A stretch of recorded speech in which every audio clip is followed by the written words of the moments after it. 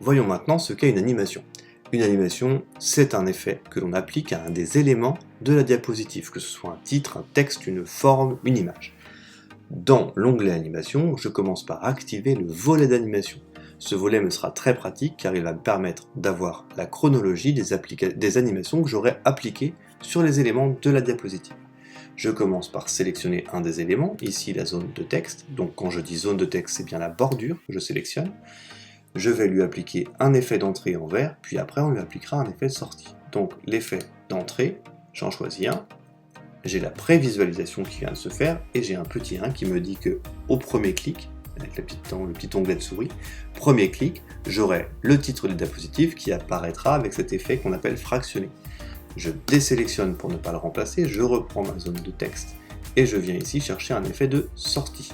Et l'y prévisualiser également, on a un petit 2 qui me dit qu'il sortira au deuxième clic avec cet effet.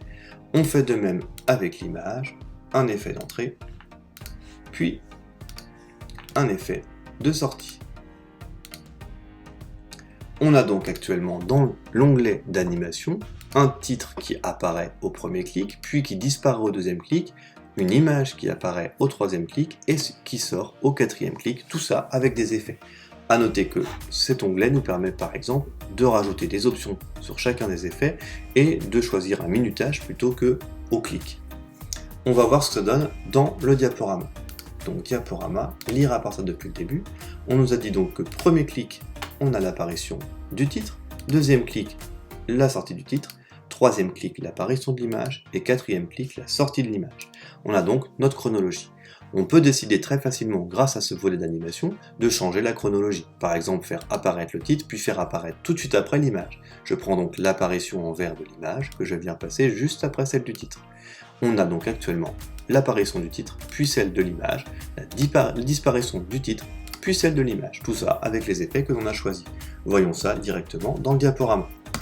On a dit au premier clic l'apparition du titre, au deuxième clic cette fois-ci l'apparition de l'image, au troisième clic la disparition du titre et au quatrième clic la disparition de l'image. On peut choisir plusieurs effets et plusieurs chronologies. Dernière petite chose, dans l'onglet animation, vous aurez remarqué qu'il y avait une troisième possibilité en jaune ici, qui sont en fait des effets d'accentuation, c'est-à-dire que ça va accentuer temporairement, donner un effet temporaire à un élément de la diapositive que l'on aura choisi. Choisissons par exemple notre image, on va lui appliquer un effet d'accentuation. Ça ne va ni la faire entrer, ni la faire sortir, mais pendant un court laps de temps, qui est aussi paramétrable dans l'onglet d'animation, on va lui apporter un effet supplémentaire. Par exemple, l'impulsion, si on regarde, ça nous donne un petit effet d'éclairage. Il est placé ici, ce qui n'a aucun intérêt parce que l'image est sortie à ce moment-là, donc on va le mettre juste après l'apparition d'image. Et pour terminer, on vérifie notre chronologie. Diaporama, lire à partir depuis le début.